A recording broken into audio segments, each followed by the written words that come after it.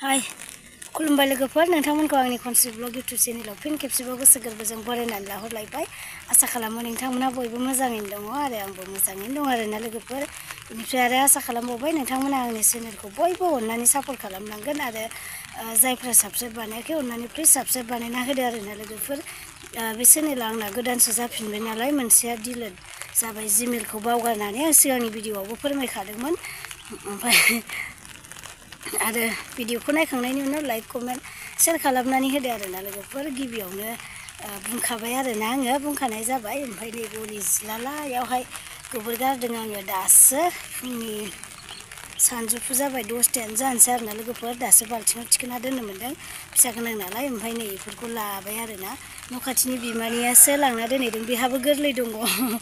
अब्लाबो लांदों आरोना बियो आं ओंखामबो मोनजाथ'वाखैमोन नालाय बिफाया खामानियाव ओंखारलांबाय फिसाजोआबो स्कुलाव थांबाय फिसाजो थाबा एसे रेहाय जायो आरोना फिसाजोआ लायो नालाय ओमफ्राय फुरा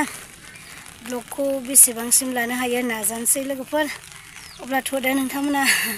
नायलांबाय थादो आरोना मा मा देखायलांनो हायो दिनैनि ब्लगखौ स्टार्ट खालामलांसै आरो जिलाला जाजोब्बाय नै ट्रेक्टराबो अखायावसो दङ बेनिफ्राय ओंखाम मोनजायैयावनो मोनजायै माने आङो नैबे फुरा जिफोरखौ बिमानि लांनायावनो सुना दोनबाय आरोना न' सिङाव माखासे लामदों आङो सिङावबो माखासे लामबाय ओमफ्राय बेखौ बाहेरायाव लामबाय ओमफ्राय अखा हादों नालाय बेथ' जाला दान्दाया ओरैनो खालि जाबाय सान्दुं थाबासो बेयो जायोमोन नालाय नायनोसै फिसालाया मा खालामनानै दं गाबदोंना गाबाखै नागिरबायानो तुत्स गेन्द्राफोर नागिरफैबायानो बिसोरबो फाननांसिगोनहाय र'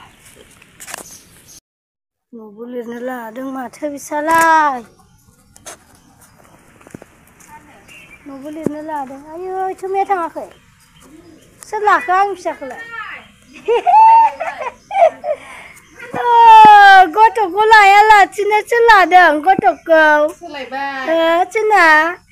आगैखौसो लाबाय नामा जि थि सुना लाजोब्बाय सानसेयावनो डान्स मारिथारदों आनैयाबो ना बिबार बिबार मालाखौनो लायासै नामा बिबार मालाखौनो थाम्फैयानोहाय मोसानायल' ना बिबार माला मालायाबो गथ'आ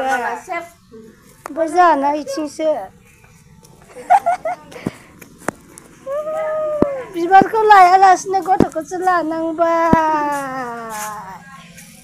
आदौ आदौ उन्दुस्रोलायबावदों नामा बियो